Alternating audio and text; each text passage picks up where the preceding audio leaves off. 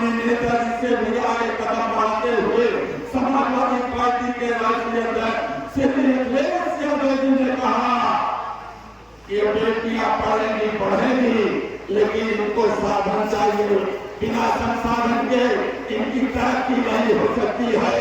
तो नेताजी ने तो कन्या विद्याधन के माध्यम से पूरे देश की बेटियों को संवारने का काम किया था, लेकिन अखिलेश यादव जी ने आपका बेटा कलेक्टर बने, आपका बेटा इंजीनियर बने, आपका बेटा प्रोफेसर बने, इसके लिए लैपटॉप देने की व्यवस्था किया था।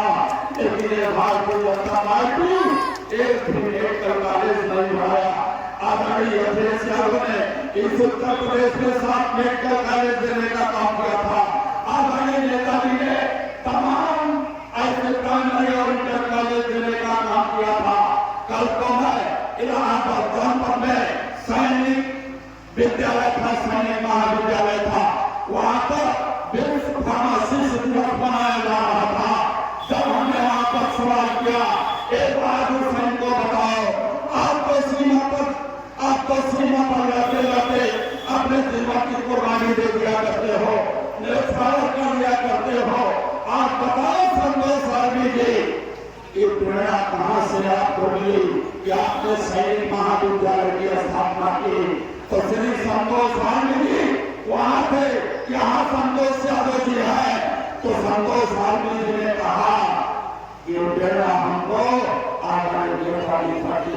के कार्यों से मिली है, इसलिए सैनिक विद्यालय की स्थापना किया। एक जवान जो लड़ते लड़ते शहीद हो जाए, और उसने ये भी कहा कि एक सर काटेगा अगर पाकिस्तान, एक सर काटेगा अगर चाइना, तो हम 10 सर काट करके लाएंगे। मैं आप लोगों से पूछना चाहता हूँ, आप लोगों ने तो सही जवाब दे भी दिया, आज चले जाना काम में पूछ लेना कि एक सर काटने वाले का 10 सर काट करके लाओगे, वो पुलवामा कहाँ है, वो पाकिस्तान में है या चाइना में है, तो 142 सैनिकों को इस देश में मार डाला। तो मैंने अग्निवीर बुलाया, अग्निवीर क्या है? 4 साल की नौकरी हो, 4 साल की नौकरी में कौन सा पहाड़ जीत लोगे? समाजवादी पार्टी के राष्ट्रीय अध्यक्ष श्री अखिलेश यादव की आवाज देश की पार्लियामेंट में गूंजी, देश की पार्लियामेंट में डॉक्टर यूसुफ पटेल की आवाज गूंजी।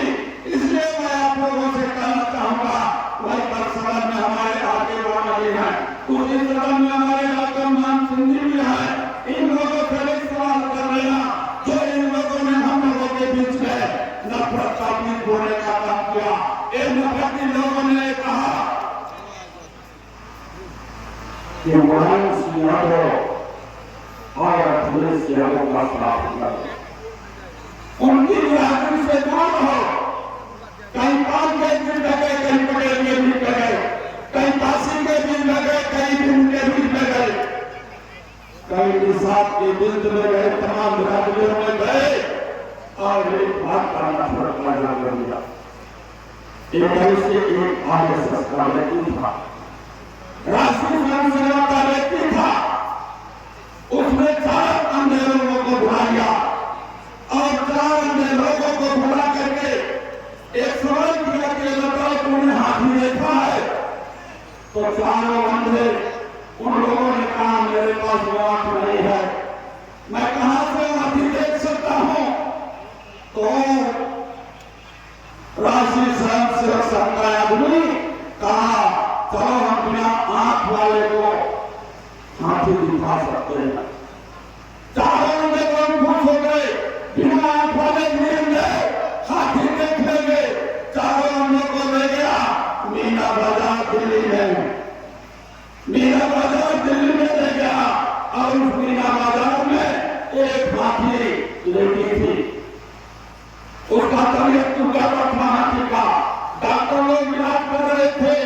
तो भारतीय जनता पार्टी का आरएसएस का आदमी पहले अंधे वाले को कहा चलो हम हाथी दिखाते हैं, और पहले अंधे वाले को ले गया और उसका कान पकड़ा करके कहा कि चलो तुम स्टूल पर बैठो, एक स्टूल पर ला करके बैठा दिया। दूसरे वाले अंधे को उसका सूट पकड़ा करके स्टूल पर बैठा दिया।